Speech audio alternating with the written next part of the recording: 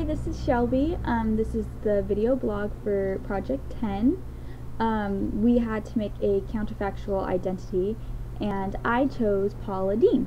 The experience of doing this was really interesting because it's amazing how you can make somebody a person on the internet by making them like a Facebook and a Twitter and things like that, and people interact with that person just like they're a real person. Like, they don't know that it's not the actual Paula Deen. Like, I made Paula Deen on Facebook and I made Paula Deen on Twitter, but people interacted with me like I was just a normal person, which was interesting because I didn't think that people would actually believe, I guess, that it was a person, but I guess in the virtual world it's different. Like, they just see you in the way that you interact with them.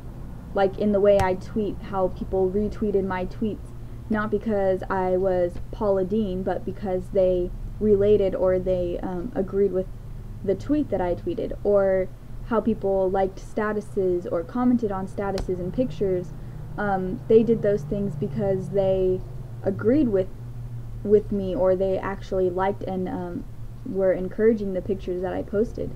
So that was pretty cool how people interacted with my counterfactual identity, and it was fun, I guess, pretending to be somebody.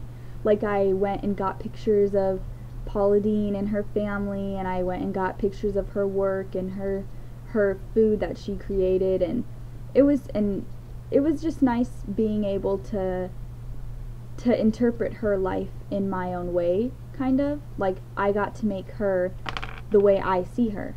Like, I don't know Paula Deen on a personal basis. We don't hang out or talk, so I got to interpret her in the way that I imagine her, which was pretty cool because I really like Paula Deen and her cooking and her lifestyle that she lives. I really like and admire her, so it was nice to be able to show others how I think of her.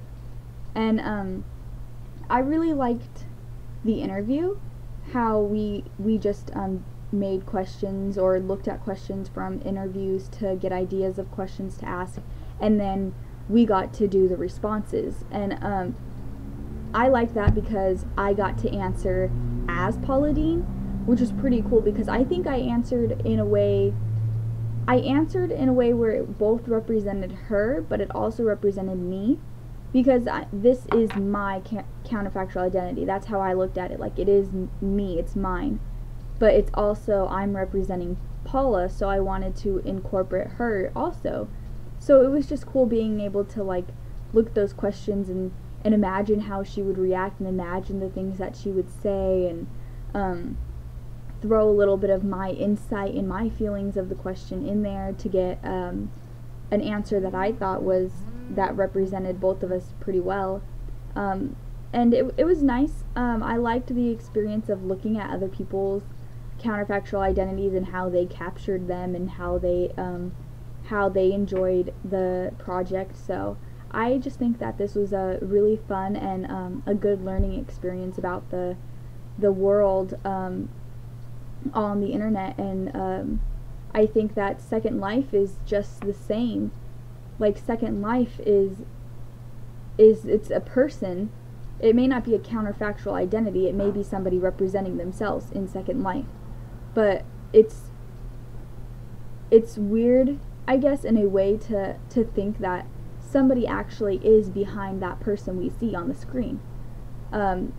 Sometimes I think that, oh, it's just like computer generated, but even then, somebody made that computer generation and somebody made that person do those things that we see on the screen. So it just really opened my eyes to that, and to see that behind everybody, either in Second Life, on Facebook, on Twitter, like, that's an actual person back there. And I just really enjoyed this project, and it was a very fun experience.